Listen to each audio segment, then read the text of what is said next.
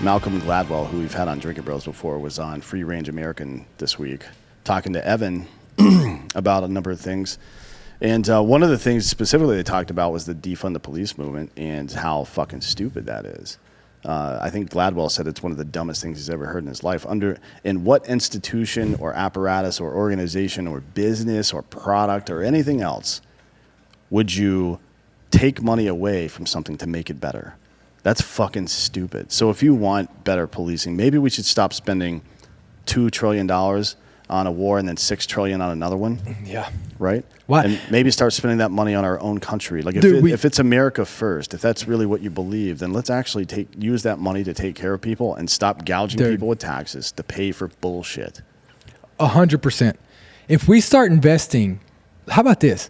If we start investing the money that we spend on giving to fucking Pakistan and all these other shit, I mean, look at the money we gave to Iran on the pallet, right? Luckily, we gave $15 million to Afghanistan to do gender studies. Yeah. And then we left and the Taliban immediately took over. And guess what?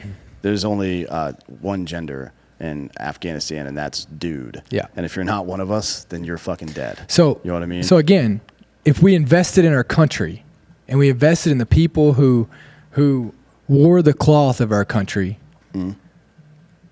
you would fix all these problems. A lot of it would get taken out, because the thing that's unique about people who get injured, whether it's physically or mentally in service, is that once they start to heal, they start to heal other people. It is a multiplying factor. They are force multipliers by definition. Yeah. I mean, it's a quote that we use quite a bit here. But if you can turn your pain into empathy for others, you can save 2 lives, yours and theirs. And it's something that Bezos Koulian talked about on Drinking Bros this week, Sunday night show, about his struggles and how he's developed and like everything he's done professionally up to this point has mostly been about trying to heal himself. And he found that the best way to do it was to try to help others heal themselves, right? So that's the mindset that permeates all of these military first responders, even just fucking survivors of childhood sexual trauma, right? Which is what Bezos went through. They all have the same tendency to, once they start to see the other side, right? Once they start to crest the hill and realize that they're going to fucking make it, they reach back and grab a couple more guys and bring them with them. You know what I mean? And it's, that is the solution, right? In the same way that personal entrepreneurship and underserved communities like the black communities in cities and white communities in rural areas, economic empowerment will solve almost every problem, right? Eventually. Yep. And in this case, taking care of your own fucking people first. Well, I mean, imagine if you're a special forces unit and your job is to train local nationals and your guys are all fucked up, how trained are the local nationals going to get? All fucked up. Like, they're going to get fucked up, dude. So why do we not expect the same goddamn shit? These are the leaders in our communities. For years, military service or civil service of some kind was not just required, but expected as an honorable passage into manhood and into public service if that's what you wanted, right? To start a business or to become a politician or a leader of any kind, it is expected. I mean, even look at the aristocracy in Europe. As fucked up as they are, they still send their fucking people to go be helicopter pilots at least, right? Serve your fucking country at some point first. And there's a reason for that. It's because it's the IKEA principle.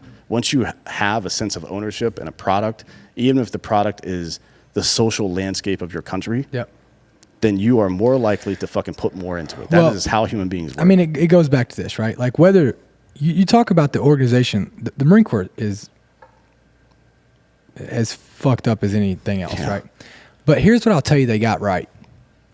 Is the first thing they do to you is they instill a sense of pride in the organization. A sense of pride, right? Yep. And you know what? You know where we're failing as a country is there is no fucking sense of pride in this country. There's no sense of pride in that flag. You know, we might be fucked up. We might have our issues, 100%. But we've lost our fucking pride in our country. We've lost our pride in each other. We've lost our pride in our title of being a fucking American. Yeah. Right? Like, and it's fucked. It's fucked. And until we get that back, we can't even start rebuilding or getting back on the right fucking track until having a title is held accountable. and having a sense of pride in that title, a sense of pride in the greater being of this country and the people that are part of it. Until you have and can instill that sense of pride back in this nation, you're just going to keep being as fucked up as we are. Yeah, for sure. And there's tangible proof of it, I think, this year. And maybe it's anecdotal, I don't know. But the people who were fucking bitching and running their mouths about the country and having no pride in the country have failed to meet expectations in the Olympics this year, right? Just some of the weirdos, the people turning their back on the flag, the people kneeling for the flag, have all gotten bounced. And the one, this unexpected, I think it's Tamira Mensah-Stock is her name. I think it's how you say her first name. The wrestler? Female wrestler. Dude, she's badass. She reminded me of a conversation we had with Lisa Leslie in Vegas, where we asked her what her proudest moment out of all the and this is one of the top 5 female basketball players in the history of females in basketball, right? Mm. Like she's the Kobe Bryant of female basketball, or maybe he's the Lisa Leslie, I don't know. But either way, she boiled her entire career down. The most exciting thing that ever happened for her was being able to represent her country. You could tell that this young woman feels the same. Like it was a joy and an honor for her to win her country. And I can tell you that fighting